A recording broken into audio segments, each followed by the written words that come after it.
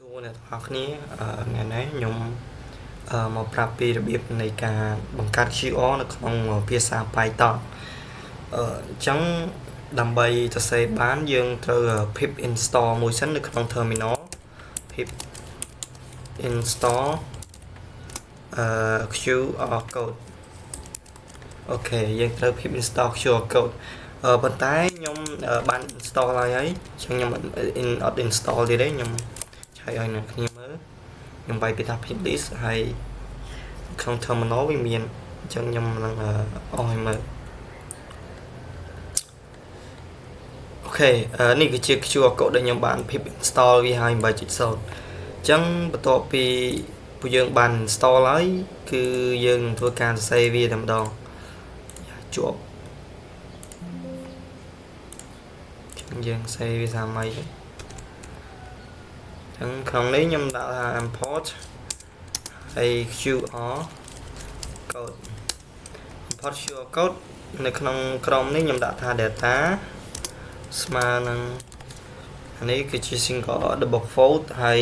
ក្នុងនេះគឺយើងចង់ដល់ដូចយើងចង់បង្កើត QR មួយ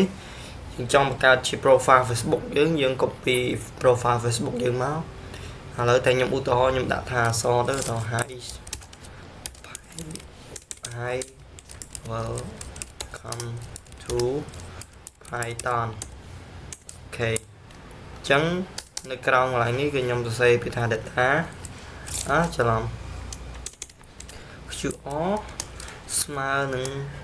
QR code .make ហើយខ្ញុំឲ្យ data ស្មើនឹង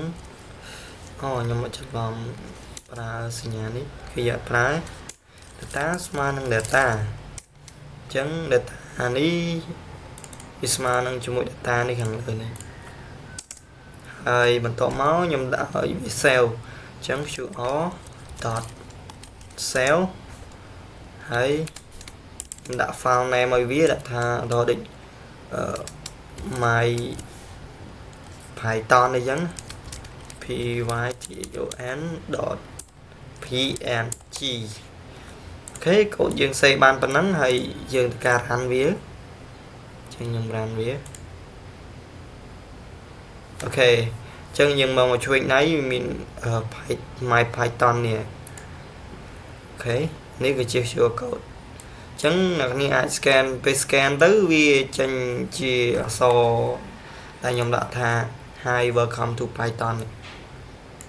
អូខេចឹង QR code របៀបនៃ capture QR code វាមានតែប៉ុណ្ណឹងគ្នាអូខេបាយបាយ